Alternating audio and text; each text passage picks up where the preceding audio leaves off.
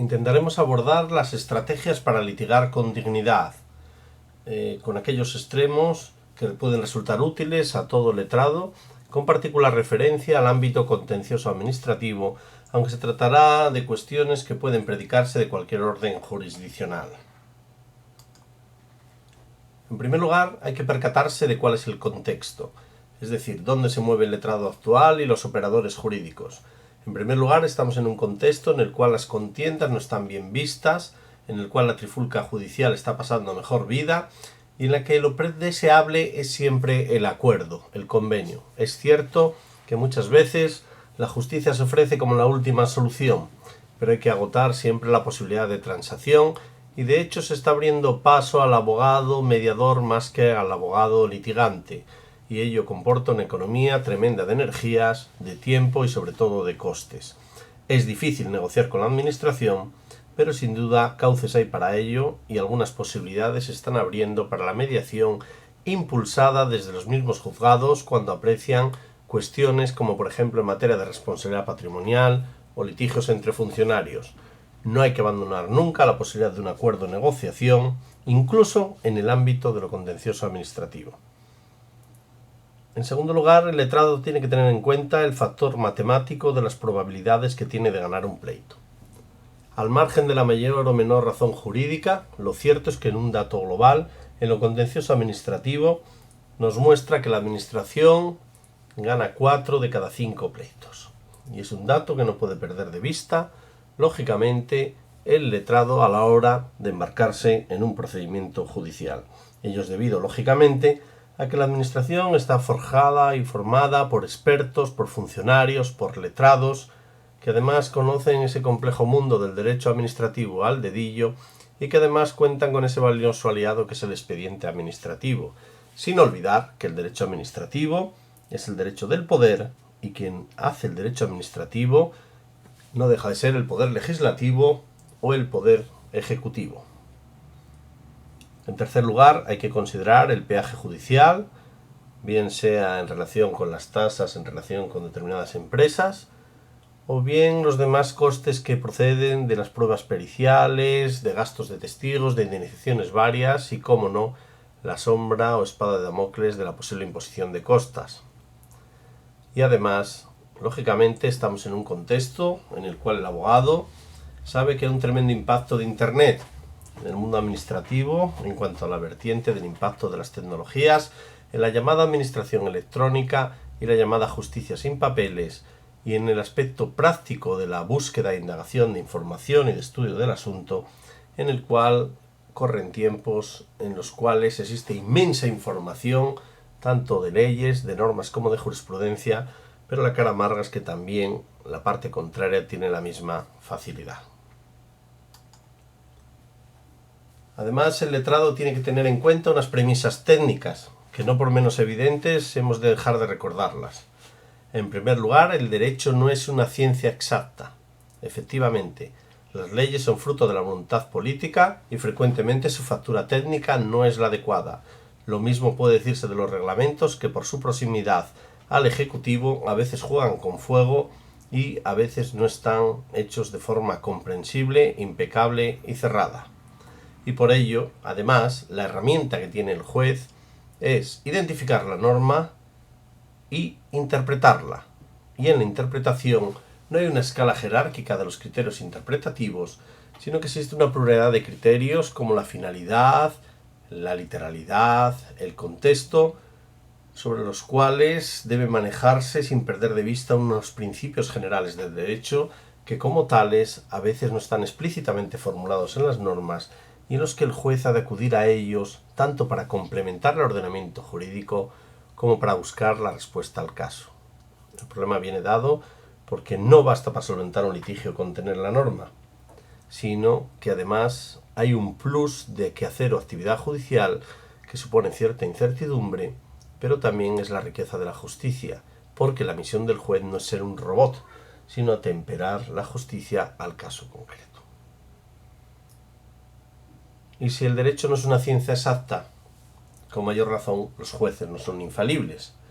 El derecho se ha vuelto tremendamente complejo, tanto en cuanto a las fuentes del derecho administrativo, por la existencia no ya de la Constitución, que está ahí permanente y parece de términos simples, sino por la infinita variedad de leyes, de tipología, de leyes orgánicas, ordinarias, de pleno, de comisión, disposiciones con fuerza de ley, como decretos legislativos o decretos leyes, reglamentos de varia procedencia del Consejo de Ministros, del Ministro, y además todo ese bloque de hermanas normas autonómicas que aletean, sin olvidar las ordenanzas municipales. Demasiada norma para que sea clara e inteligibles.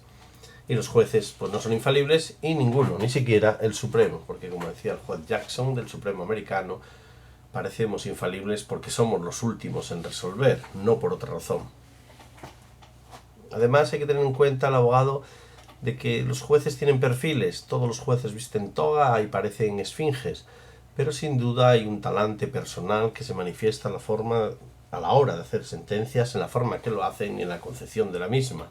En el ámbito administrativo suele hablarse coloquialmente de jueces pro administración y jueces pro ciudadano, quizá una clasificación demasiado simplista y que no hace justicia, pero no está de más saber que existe un pequeño factor humano tras la toga que puede incidir en el resultado del litigio, incidir mínimamente, porque el marco en el que se mueve es el de la ley y la interpretación con arreglo a derecho.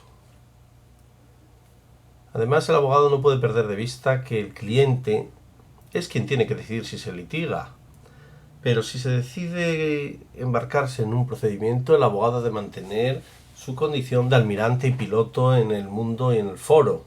La estrategia a seguir debe llevar a cabo el abogado. Y no es infrecuente clientes que a veces, legos en derecho, han escuchado al vecino, al amigo, conocen al dedillo la práctica, el derecho y que atosigan al abogado. Y es muy importante marcar el territorio. Usted decide el pleito, pero déjeme a mí guiarlo hasta sus últimas consecuencias. Esa es la divisa del abogado. Además, el abogado debe tener presente, y casi siempre se tiene así, que el pleito es cosa seria, que no es un juego, que detrás hay un cliente, que cuando alguien se embarca en un pleito no es por capricho, es porque no tiene otra solución, y por tanto merece el respeto por parte del abogado. El abogado debe escucharle, debe ponerse en su lugar y decirle con honradez la viabilidad del litigio. Por último, señalar como divisa que debe ostentar el abogado a la hora de acometer su estrategia, que nada hay que pequeño, que no hay que descuidar los flancos, que todo importa. Particularmente las formas y los plazos no son naderías, sino que a veces son esa herradura del caballo por la que puede perderse la batalla. Si nos vamos a los tipos de abogados, nos encontramos coloquialmente las etiquetas. Hay abogados que son prudentes y temerarios. Los hay prudentes, que examinan los papeles una y otra vez, que indagan, que investigan, que hacen y que rehacen, son laboriosos. También los hay temerarios, que rápidamente ven el pleito ganado, que demandan por doquier, que plantean recursos de amparo, que van al Constitucional, al Tribunal Europeo de Derechos Humanos. A veces los hay que son más ruido que nueces, otros a la inversa. También otra distinción es entre abogados altruistas y de rapiña. Hay abogados los cuales son tremendamente generosos, llevan el litigio sin atender a los costes que lleva consigo. A veces litigios de gran complejidad lo llevan por una nadería de forma modesta. Otros, en cambio, se dedican a facturar indiscriminadamente, lo que les importa es hacer caja y no la razón ni la justicia. También se distinguen los abogados artesanos y prêt-à-porter, el abogado que hace la escultura del proceso con minuciosidad, con calma, con detalle. También el que lo hace en serie, que tira del formulario y del corte y pega. Otra distinción usual es entre abogados limpios y abogados enredadores. Hay abogados elegantes en el sentido de que son sinceros con el cliente, respetuosos con el juez y con el contrario. Otros, en cambio, son enredadores, desleales, no son gente de fiar. Y si un abogado pierde la reputación ante el foro, más le valdría cambiar la placa. Y como no, ya más televisivamente, hay abogados estrella, abogados discretos, abogados que les gustan los medios de comunicación, abogados que tienen opinión sobre lo divino y lo humano y que les gusta exponerla, y otros, en cambio, son jueces, abogados discretos, que son los cuales se limitan a llevar el pleito, a no ser estridentes, y en paralelo, igual que los abogados estrella y discretos, hay los jueces estrella y discretos.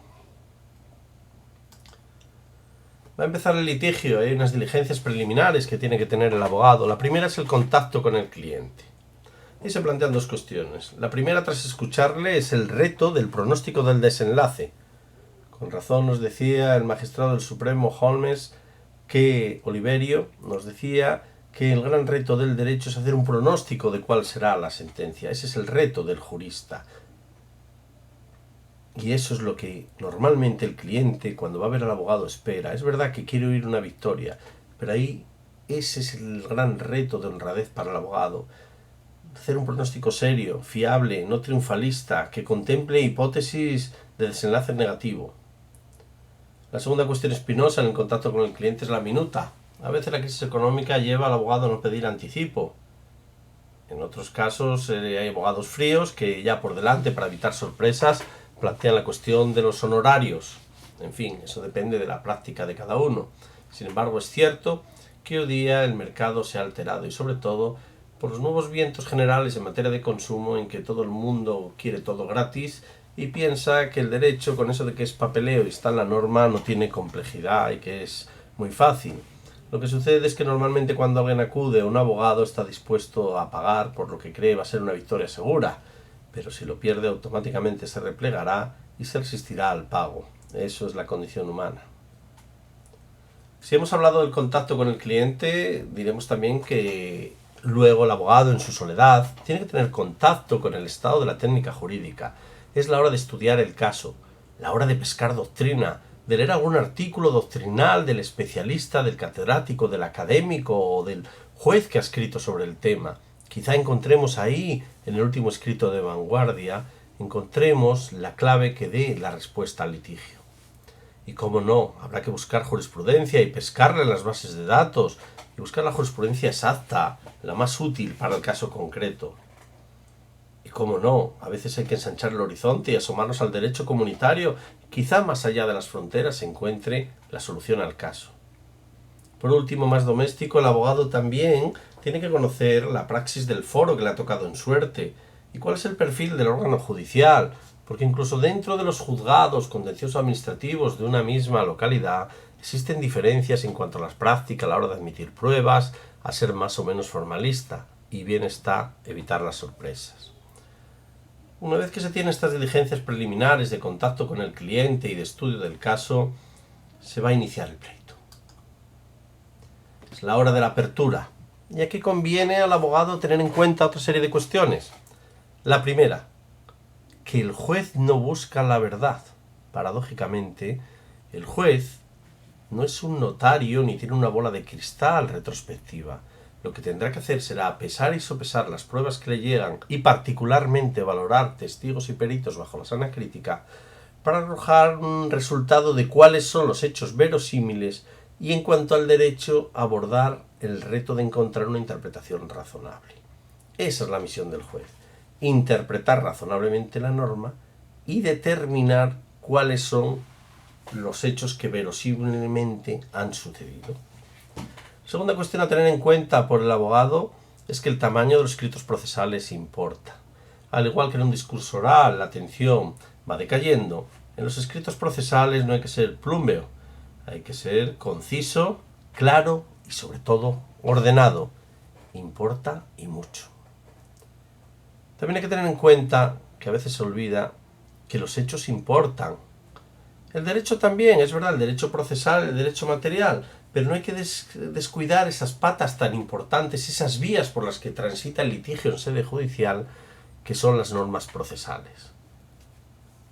Las mejores razones y la mayor justicia del mundo puede colisionar e ir ser un desastre por un problema procesal, un problema de un plazo, de una formalidad. Por último, el abogado tiene que ser elegante en el foro. Las pataletas procesales, las justas, las quejas ante el juez. Hay que recurrir lo que no se considere ajustado a derecho. Pero no por eso hay que inflamarse y acusar al juez, o al contrario, o aplicar desdén, o descalificarle con expresiones impropias de la elegancia de un pleito. Una elegancia de un pleito es una lucha entre ideas. Se trata de demostrar hechos y argumentar motivos. Todo con orden ante el juez. Nada más. Eso no es un ring, al contrario, es un foro intelectual.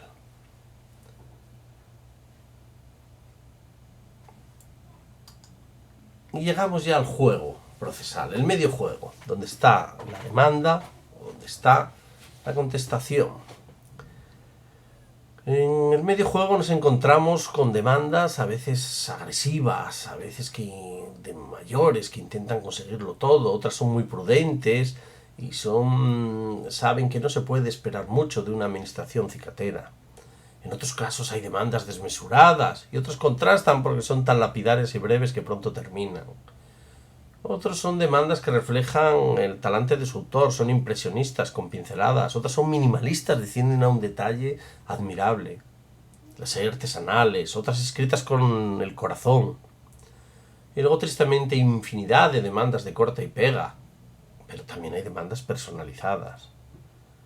A veces la demanda que inicia el procedimiento está descabezada, se ve una demanda muy prolija, muy abundante y razonable, sin embargo, cuando llega al final al suplico, que es lo que se pide al juez, nos encontramos con suplicos o peticiones que son imprecisas, otras insaciables, cuando lo más importante para un juez es saber qué es exactamente lo que se pide, qué es lo que se demanda de él.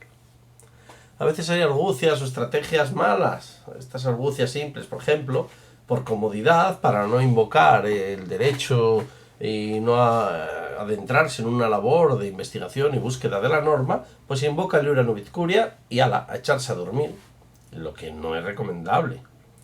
En segundo lugar, otras veces se da la base de datos, se da la tecla, el abogado demandante invoca sentencias en aluvión, sin decir ni el número de recurso, ni extraer el fragmento, con lo cual es un totum revolutum. Otras veces se citan sentencias de órganos superiores para decirle al órgano inferior, cuidadito, mira el precedente de este otro órgano judicial. Pero a veces se citan con el obiter dicta, esto es un camino para razonar. Otras veces por el resumen de la propia demanda o contestación que incorpora la sentencia y que no es la parte decisoria. Y otra argucia a veces es adular al juez o denigrar la parte contraria, que ni que decir tiene que son torpes argucias. Además, cuando llega la prueba que tiene que aportar ese demandante, normalmente lo que debería tener presente es que la prueba es un instrumento para demostrar unas alegaciones y por tanto la única prueba que le interesa al legislador según la ley de enjuiciamiento civil es aquella prueba que es técnicamente admisible por ser pertinente, esto es necesaria, y útil, que tenga relevancia y además debe ser proporcionada. Pero en particular a veces acude a ciertas argucias, a veces pide muchas pruebas, dice va a pedir infinidad de pruebas, porque como se me van a denegar, así me guardaré el cartucho de invocar indefensión y abrir la vía a un posible recurso. En otras ocasiones se piden muchas pruebas solamente para ganar tiempo mientras se practican y avanzan otros pleitos paralelos. Y en otros la comodidad lleva a escudarse la facilidad probatoria y decir que sea la administración la que pruebe. Tampoco es angelical la administración. La administración a veces, a la hora de contestar, se refugia en el expediente administrativo y me las den todas. Otras se enrocan en la presunción de autoridad, como hay un acta de la inspección o un acta de infracción de una multa, pues lo que ha dicho el agente de autoridad va a misa. Y otras incluso se niega a facilitar documentación por considerar que es de carácter reservado o confidencial. Como vemos, en la fase de prueba siguen los golpes bajo la mesa tanto por el particular demandante como por la administración demandada. La parte demandada, que ve que ya se ha efectuado una demanda, se han acompañado una serie de pruebas o se han pedido la práctica de las mismas, a veces ve que la demanda es demoledora, ve que no tiene defensa posible. Entonces lo que hace la administración es buscar los agujeros procesales para salir con bien del naufragio, y afortunados serán si descubren que existe un plazo incumplido, que no se acreditó la representación debidamente, que no es una actuación impugnable, o que falta legitimación, o cualquier triquiñuela procesal que permitirá cortar de raíz el pleito sin dejar que el juez analice el fondo de justicia del mismo. También es verdad que hay una serie de argucias a la hora de contestar la demanda. A veces la retirada a tiempo, es decir, no se personan o la administración se allana, muy infrecuente, o el reconocimiento extraprocesal de la pretensión. A veces se pide la suspensión para consultar con la autoridad y el letrado público consulta con el alcalde o el consejero y dice que aquello está perdido. Normalmente la actitud de la administración es sostenerla y no enmendarla y contar con una sentencia, aunque sea condenatoria, porque se gana tiempo. y a veces la honradez del letrado público lleva a aducir una mera oposición formal, lo cual es un guiño al juez para decirle que considera que el pleito está perdido. Ya fruto de la demanda, fruto de la contestación, y una vez practicadas las pruebas y efectuadas las conclusiones de las partes, queda en manos del juez la decisión. Pero todavía cabe una intervención del juez, que se pone de parte de alguien. Porque en lo contencioso administrativo, a diferencia del mundo civil, donde el juez tiene un papel más arbitral, en lo contencioso administrativo la presencia del interés público lleva a dotarle al juez contencioso de unos poderes excepcionales.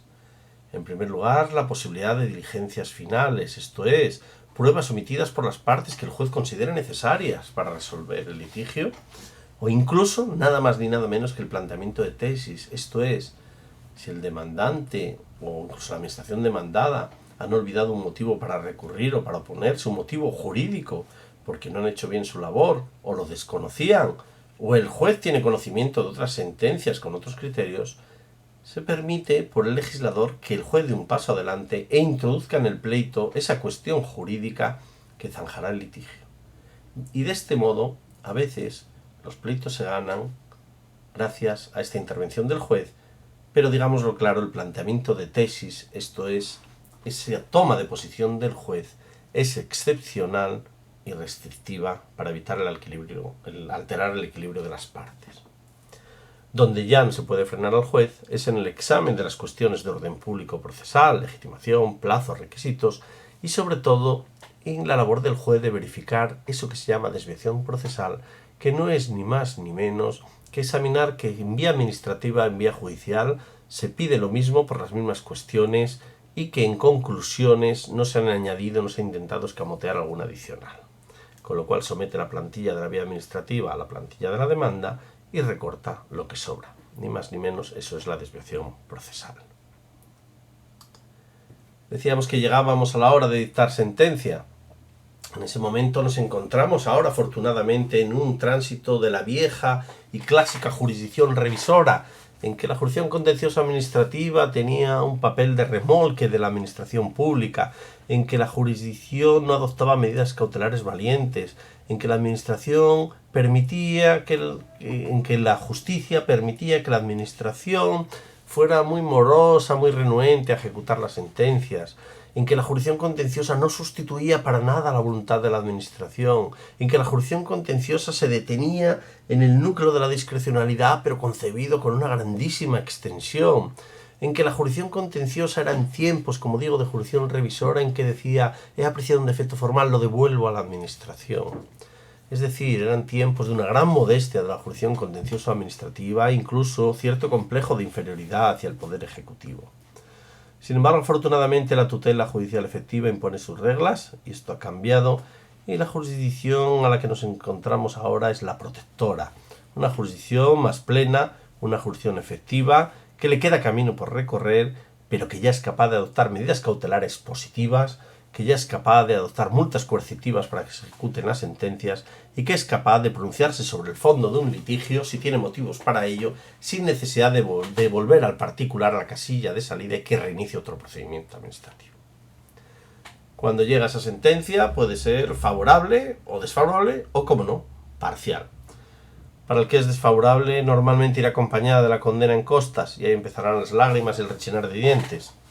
Pero además, aunque la sentencia sea favorable, ahí no acabó todo, porque se iniciará el incidente de ejecución, que la administración intentará agotar la última oportunidad, muy posiblemente, de no ejecutar la sentencia para que nada cambie.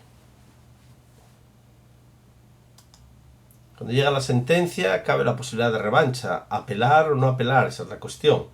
Hay una serie de requisitos procesales, pero la decisión de apelar o no, eso pertenece al abogado y al cliente, a la vista del mismo y de los argumentos de la sentencia. En el caso del recurso de casación novedoso hay que tener muchísimo cuidado, resumiendo, con dos cuestiones. La primera, hay que preparar muy meticulosamente el escrito de preparación. Aunque se llame de preparación, no basta un escrito rituario. Hay que singularizarlo mucho, aduciendo qué sentencia se recurre, por qué motivo se recurre, cuál es el interés casacional que aconseja que sus señorías del Supremo lo examinen. Si no se hace así, se denegará su preparación. Además, hay que tener presente que quedan excluidas de este recurso de casación las cuestiones fácticas y probatorias, porque el interés casacional es puramente jurídico, para depurar al ordenamiento jurídico, para fijar la interpretación correcta de la norma y no para revisar la valoración de los hechos. ¿Qué consecuencia trae esto? Que la inmensa mayoría de las sentencias en materia de responsabilidad patrimonial, por ejemplo, o de expropiación forzosa o incluso sancionadoras, en las cuales se discuten los presupuestos de hecho, bien de la responsabilidad administrativa, o bien de la valoración de la finca en el justiprecio, o bien si se cometió o no la infracción, todas esas cuestiones no podrán replantearse ante el Tribunal Supremo con un recurso de casación, ni siquiera con un recurso de casación autonómico ante la Sala Territorial. Y ello porque hay que anudar recurso de casación a cuestión jurídica pura. Por último, señalar que incluso aunque exista una sentencia que comete una infracción y se aparta de la jurisprudencia, la misma no tendría interés casacional. ¿Por qué? Porque el interés casacional precisamente es fijar jurisprudencia.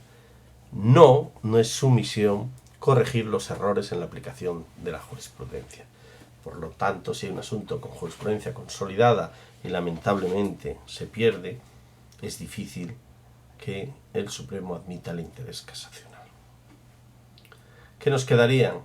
Pues la vieja nulidad de actuaciones, cuando se aprecia una omisión o lesión de un derecho fundamental, una incongruencia, o incluso el recurso de revisión muy excepcional por apreciar nuevos hechos, defectos en la prueba testifical documental, en fin, supuestos extraordinarios. Y cómo no, lo más extraordinario de todo sería plantear la posibilidad de un recurso de amparo, ya que solo se admite 1 de cada 100 y muchos menos se estima. Posibilidad remota, pero que no hay que descuidar. Al final nos encontramos con la sentencia y el ciudadano pensando quién tiene la culpa cuando lo ha perdido. Lo habitual es culpar al tribunal y no al legislador. Y aquí hemos de citar una sentencia del Tribunal Supremo Español de 6 de junio de 1928. Con gran claridad y sencillez dice lo siguiente: los tribunales no tienen facultades de interpretación distorsionante, sino de aplicación debida, dejando a las clases sociales que aplaudan o impugnen lo legislado. Es decir, aquí el Tribunal Supremo dice que los jueces togados tienen las manos y la mente atada a la ley.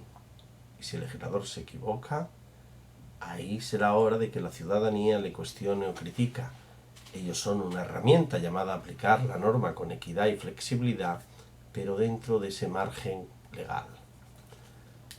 Y también traigo a colación al maestro Carneluti, catedrático de Derecho Procesal de las universidades de Padua y de Roma, el cual dice una frase muy significativa.